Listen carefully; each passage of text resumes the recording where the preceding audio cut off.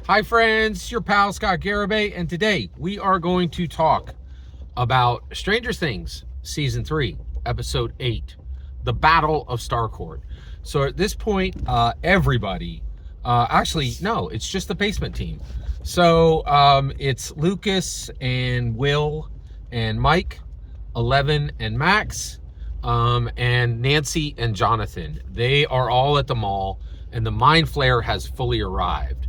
The Mind Flayer breaches the mall and actually comes inside, right? And Billy Hargrove then comes forward to get, all of the remaining army in position for the Mind Flayer, right? So this is it. This is the big battle with the Mind Flayer and 11, right? Now 11's powers have been on the fritz, and they're sparking, right? Like they're going on and off, right? And 11 knows she's in trouble, but the Mind Flayer shows up. Now the Mind Flayer shouldn't be a problem. Well, actually, no. The Mind Flayer is going to be a problem.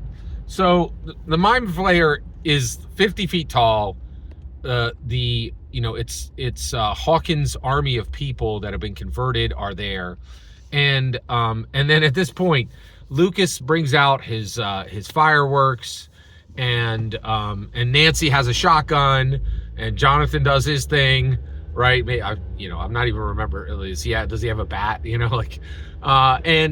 And it is really rough. So the whole team does their useless combat material, and then 11 has to step up, right? And so 11 blows it out, right? And actually returns her power, gets, pulls in deep, and just like fights the Mind Flayer.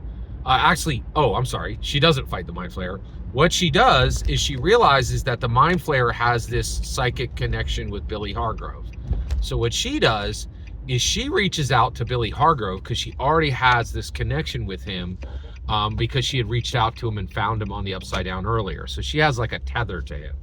So what she does is she reaches out to him, and then she tries to pull Billy Hargrove's consciousness forward. Now, I'm not really sure why she's doing this. He's a terrible person. I'm not sure what he's going to do, right?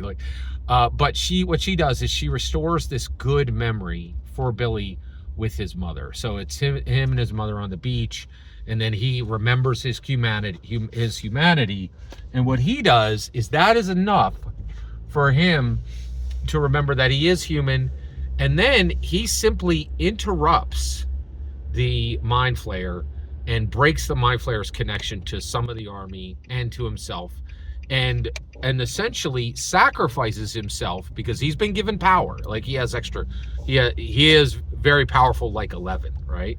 So he's been given power by the Mind Flayer, and he uses that Mind Flayer to simply temporarily disrupt the Mind Flayer, right? That's all he does, is just temporarily disrupt the Mind Flayer. But then he literally sacrifices his life and even in that temporal disruption, right? That temporary disruption, that's enough for him to die, right? And kills him, literally rips him apart, right? And we'll cut it off there. We'll continue with the Battle of Starcourt. Thank you very much for letting me share this commentary with you. Every single word you just heard in this video was my humble opinion, nothing more, nothing less. The important part is when I get to hear your humble opinion, when you get in the comments and send your traffic. Please consider subscribing, and have a fetch millennium.